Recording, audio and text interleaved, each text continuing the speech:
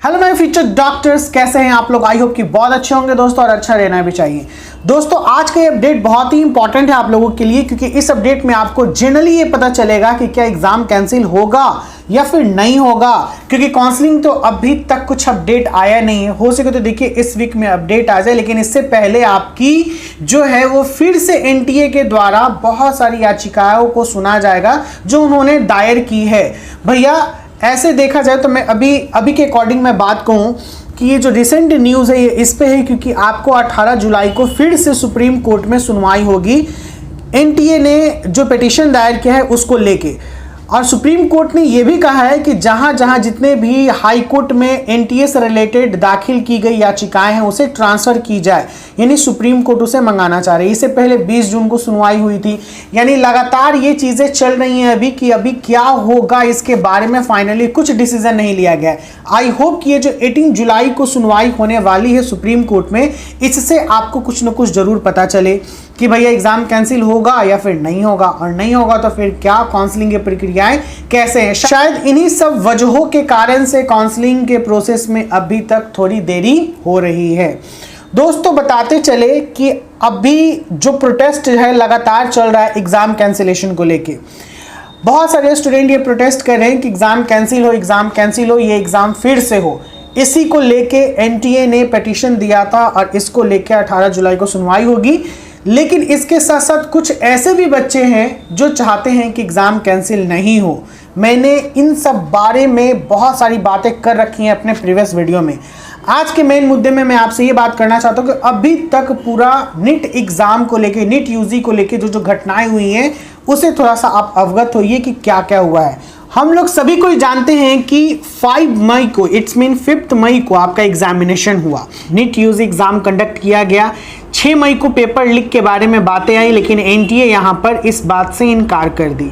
17 मई को supreme court ने परीक्षा के रिजल्ट पर रोक लगाने की याचिका पर सुनवाई में रिजल्ट होल्ड करने से मना कर दिया।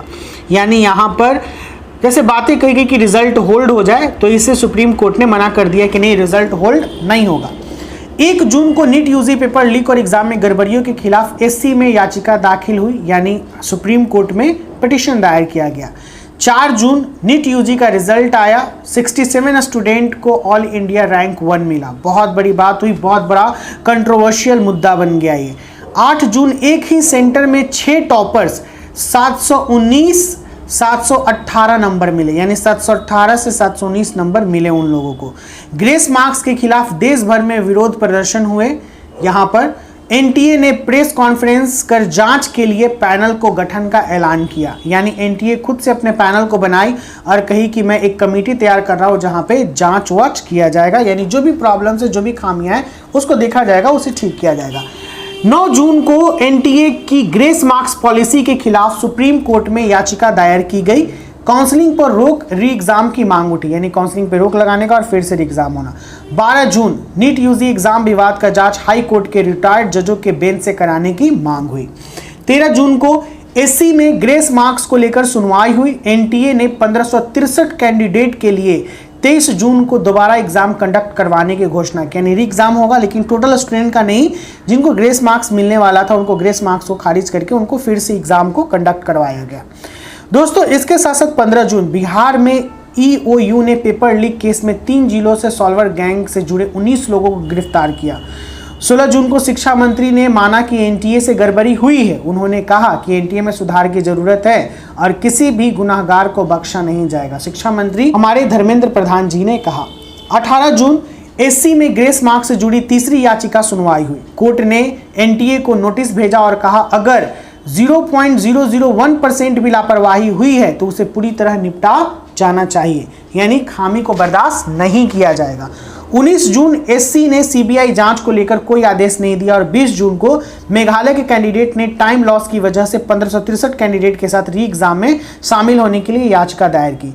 कोर्ट ने काउंसलिंग पर रोक लगाने से दोबारा इनकार कर दिया, यानी काउंसलिंग नहीं रुकेगी। शिक्षा मंत्री धर्मेंद्र प्रधान ने एनटीए के मॉनिटरिंग के लिए हाई लेवल कमेटी बनाने की घोषणा की। 22 जून एससी में एग्जाम कैंसिल करने और पेपर लीक की जांच सीबीआई ईडी को सौंपने की मांग की गई। एनटीए में सुधार के लिए 7 सदस्यों की कमेटी बनाई गई। एनटीए ने सुबोध कुमार सिंह को हटाकर प्रदीप सिंह खरोला को डीजी बनाया, यानी सुबोध कुमार सिंह को डीजी के पद से हटा दिया गया। दोस्तों 24 जून ओएमआर शीट की गड़बड़ियों में एनटीए अधिकारियों के शामिल होने की याचिका पर 8 जुलाई को सुनवाई हुई, जो कि मैंने अपडेट किया था आपको। महाराष्ट्र से एटीएस ने 4 लोगों के खिलाफ एफआईआर दर्ज की, इनमें से 2 को गिरफ्तार किया गया। 25 जून पटना के एडीजे 5 कोर्ट में पेपर लीक में 8 आरोपियों की जमानत याचिका पर सुनवाई हुई। महाराष्ट्र से गिरफ्तारी 2 आरोपियों की एटीएस कस्टडी 2 जुलाई तक बढ़ी। 26 जून पटना को विशेष सीबीआई कोर्ट ने पेपर लीक के 2 आरोपियों को 3 दिन की सीबीआई रिमांड पर भेजा।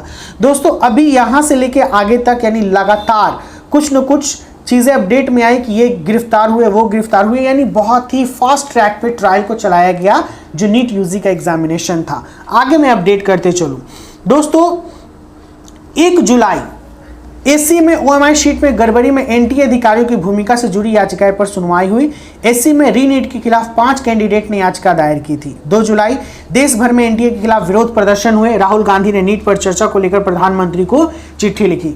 4 जुलाई 56 स्टूडेंट यानी 56 स्टूडेंट ने रीनीट के खिलाफ सुप्रीम कोर्ट में याचिका दायर की, यानी रीनीट के खिलाफ कि रीनीट ना हो।